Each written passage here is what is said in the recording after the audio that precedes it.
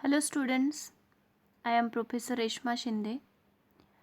I welcomes you in our new session of Export Import Management. So students, we are discussing from last lecture on the different theories of international trade. So we have started the first theory of international trade, that is theory of absolute cost advantage. So students, as we discuss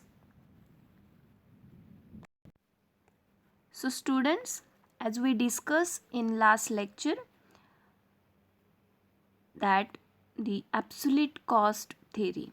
So as I told, the absolute cost theory is given by the Scottish economist Adam Smith.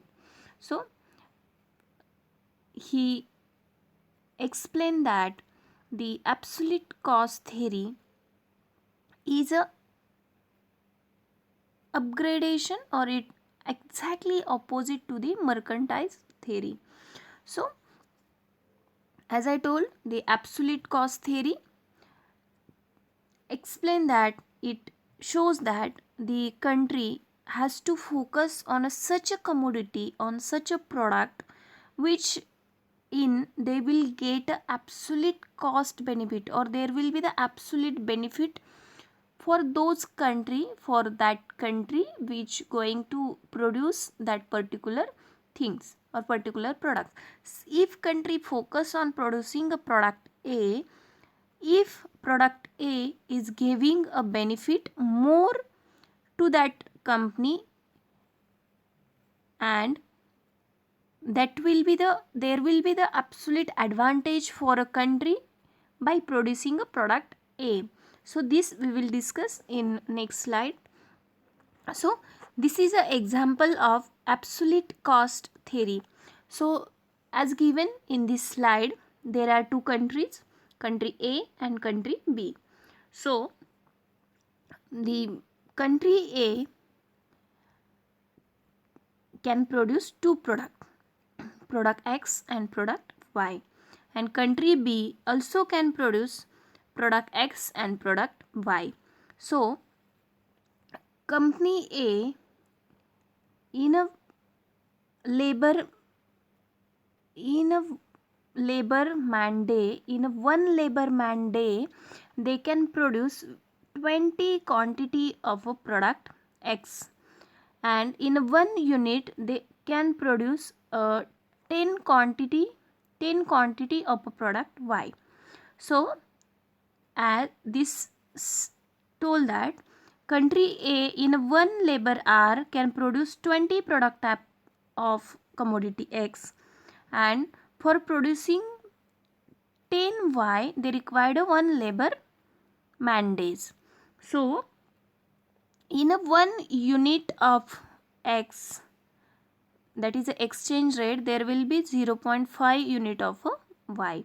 So if country exchange, that is the exchange ratio, 1 unit of X is equal to 0.5 unit of a Y. So we can say the X is a, if company want to produce the 20 unit of commodity X, they required a 1 man hour, and if they are going focus on producing a product Y, they required within 1 hour they can produce a 10 products. So obviously there is a half commodity they can produce in a 1 man labor day as compared to commodity X.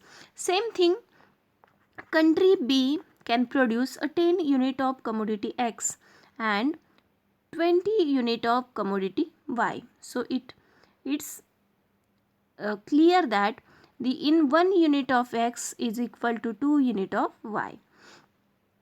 So in a country A, one man day of labor can produce 20 unit of X but 10 units of Y. In country B, on the other hand, one man day of labor can produce 10 unit of X but 20 units of Y. So it signifies that country A has an absolute advantage in producing X, while country B enjoys absolute advantage in producing commodity Y. So country A may be willing to give up 1 unit of X for having 0.5 unit of Y. So if country focus his one, if he producing only commodity 20, only commodity X, so in that there will be the double the production of commodity X. But if they focus on producing commodity Y, so obviously they required a more labor hour, because in a one labor hour they only can produce a 10 unit of commodity Y. So country A may be willing to give up 1 unit of X for having 0.5 unit of Y, obviously, because they produce a half unit in a same labor hour of commodity Y. At the same time, the country B may be willing to give up 2 units of Y to have 1 unit of X. So if country A specialize in a production and export of commodity X and country B specialize in the production and export of commodity Y, both countries stand again. So the absolute cost theory says that if country A focus on the production of commodity X and country B can focus production of product Y, because they are specialized in production, country A is specialized or they has a quality to capability to produce a commodity X, and country B has a capability to produce a product Y in a minimum labor hour. So that is a absolute cost theory. It says that company A should produce a commodity X and country B should produce a commodity Y. So if country A exchange commodity X with commodity Y with B, and if B export a commodity Y and import a commodity X, so there will be the advantage for both the country. So absolute cost theory conclude that the country A should focus on a commodity X and country B should focus on a production of commodity Y, and there should be exchange of X and Y between country A and B. So both country will enjoy absolute cost benefit. Both country will be in profit. So that is a absolute cost advantage theory. So this absolute cost theory in short says that a country should focus on such a commodity, such a product which will give that country absolute benefit by producing or by exchanging the another commodity. So there should be the focus on such a commodity which will give the absolute benefit to that country. So according to last slide, the ratio is explained as 20 unit of X in country A divided by 10 units of X in a B.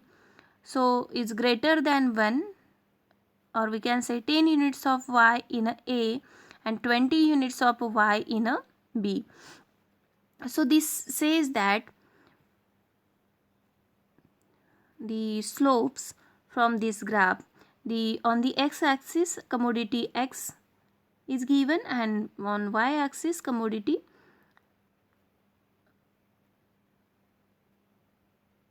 Y commodity is given.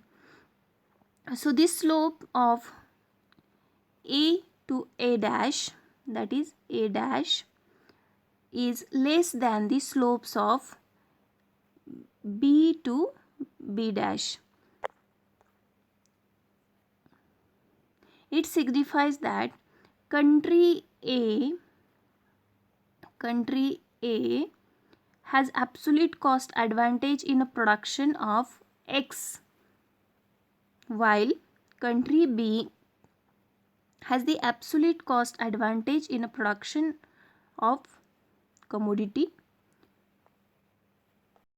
Y. So country A should focus on a production of commodity X and country B should focus on production of product Y. So the slope, that is A to A1 shows that the X1 will be the commodity commodity X will be more benefited to the country A, and commodity Y will be more benefited to country B, because here the given in the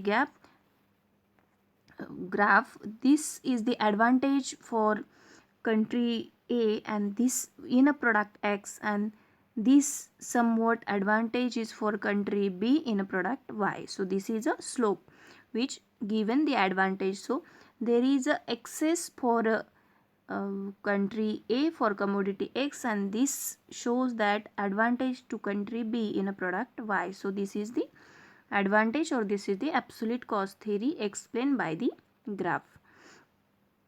Then as I told, the A and A1 is the production possibility curve of a country A. So it is a production possibility curve. Given the techniques and factors endowments, if all the resources are employed in the production of X commodity, it can be produced OA1 quantity of X, and on the other hand, if all resources are used in the production of Y, country A can produce a OA quantity of Y.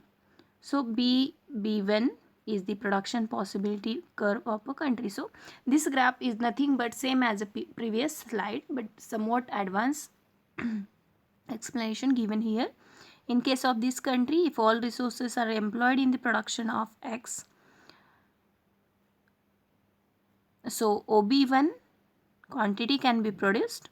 Alternatively, if all the resources are used in the production of Y, it is possible to produce a OB quantity of a Y. So there are some assumptions given in a absolute cost theory. The first one, trade is between two countries. So first assumption, there is a trade between two countries only. So third country is not involved in this transaction. So it is a first assumption. There are only two countries present in a production and exchange of a product. Then only two commodities are traded. The another assumption that every country only producing two commodities. There is not a third commodities which produced by a country. Then free trade exists between two countries. So this theory,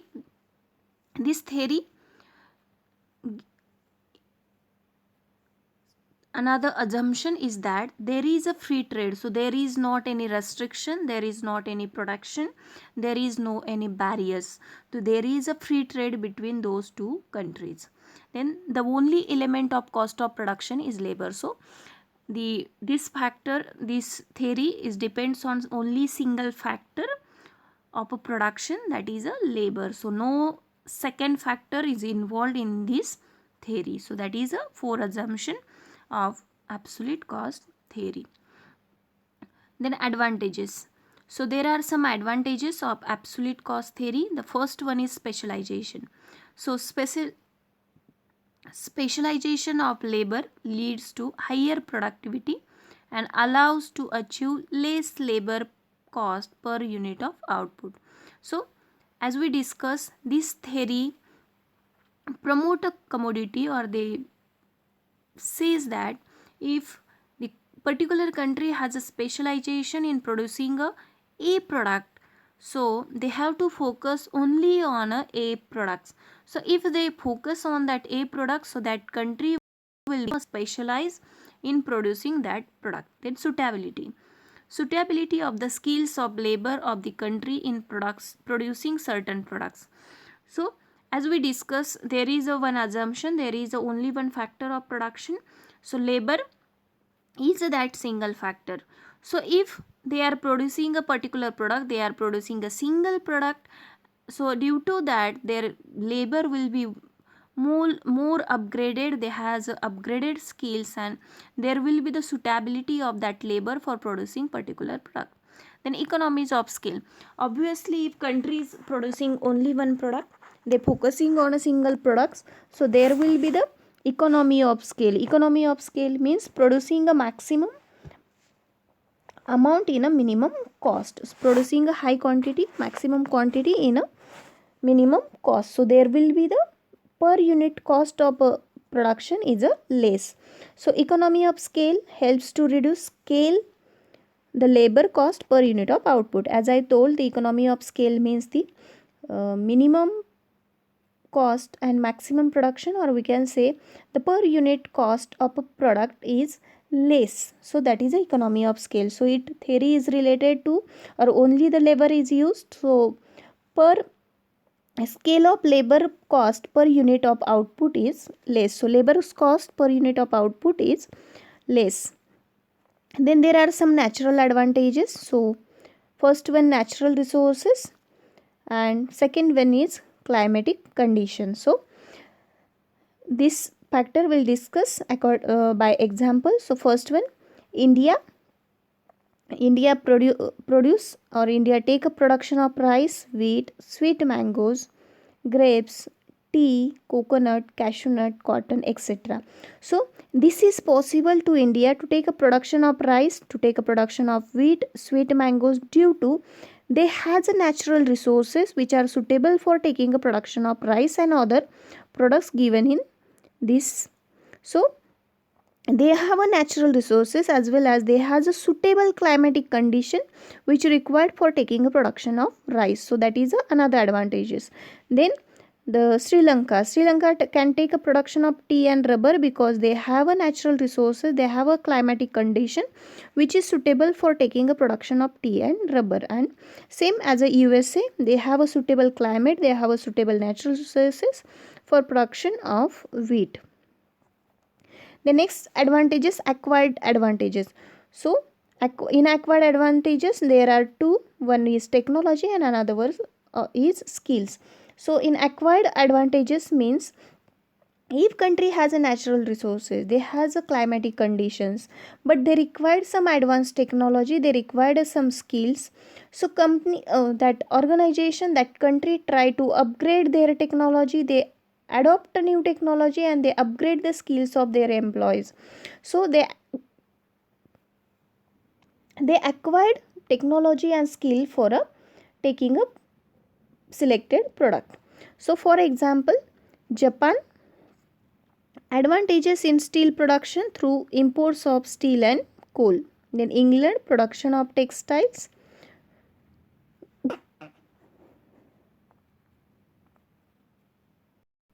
So Japan acquired a technology and skill for taking a production of steel and coal. Then England has acquired the technology, they acquired the skills for production of textile or establishing textile industry in England. And France has acquired the technology, they upgraded skill for taking a production of wine. So these are the acquired advantages. Then there are some significance of the absolute theory. The first one, more quantity of both products.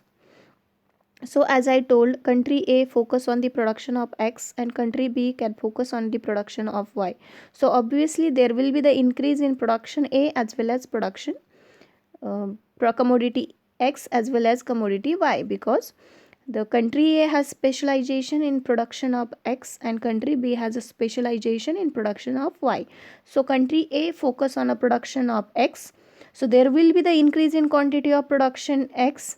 And if country B focus on a production of Y, so there will be the increase in the quantity of production of Y. So obviously there is an increase in the production of X and production of Y, instead of producing both the commodity by a single country.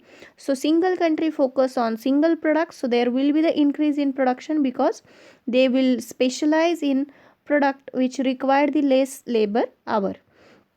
And then increase standard of living for both countries. Obviously if there is a economy of scale, there is a higher production, there is a increase in export, there will be the reduction in a labor cost. So obviously there will be the increased standard of living for both countries because they are exchanging a commodity for another commodity. So they exchange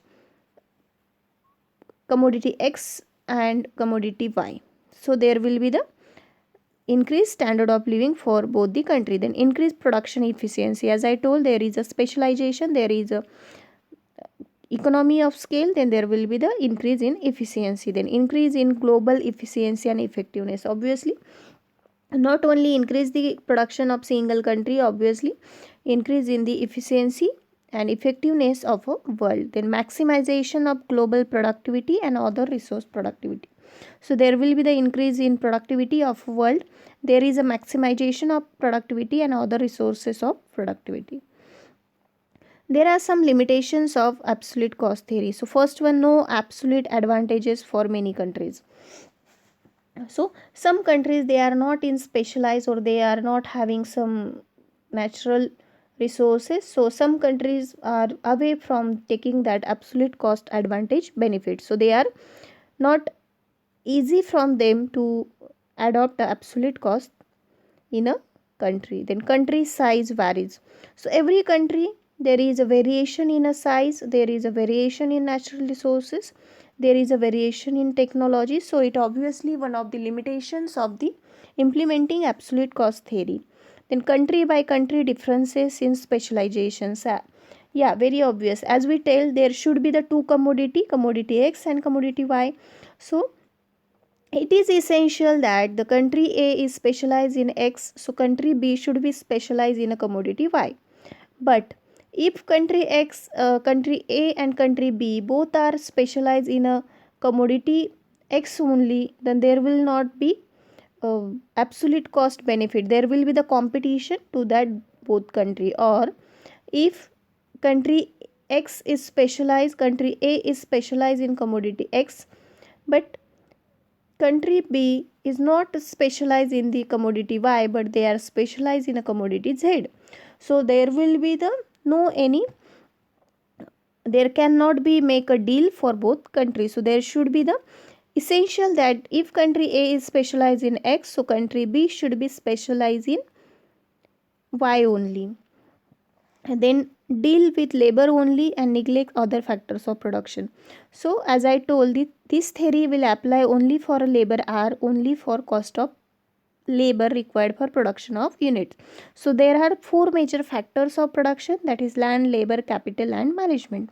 So this theory is only focus on a labor, so it is a one of the limitations. They only consider one factor of production and neglect the another factors, that is the land, capital and resources or in management.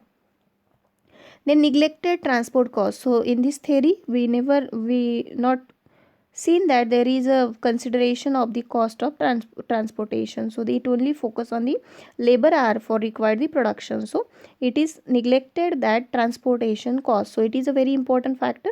If country is having the cost advantage in production of X, but there is not an advantage in transportation of that commodity, so it will be the limitation. Then theory is based on the assumption that exchange rate are stable and fixed. So it is not possible always exchange rate is changing and it's not fixed, but it is assumed that it is a fixed, so it will be the one of the limitation. And then it also assumes that labor can switch between products easily and they will work with same efficiency, which is relatively cannot be happen. So as we discussed, there are one country A, they are producing X and Y. So country X is producing 20 units, A is producing 20 units of X and producing 10 units. But if we switch or shift the labor hour from Y commodity to commodity X, so it is not essential that the labor working on Y commodity will efficiently work on a commodity X. So there may be the increase or decrease in efficiency. It is not considered in this theory. So this is a limitation of absolute cost theory. So students, today we completed our first theory of international trade, that is the absolute cost theory. So in next session we will discuss on another theory. So thank you for watching this video. If you have any queries, any questions, any doubt, you can contact with me. Thank you.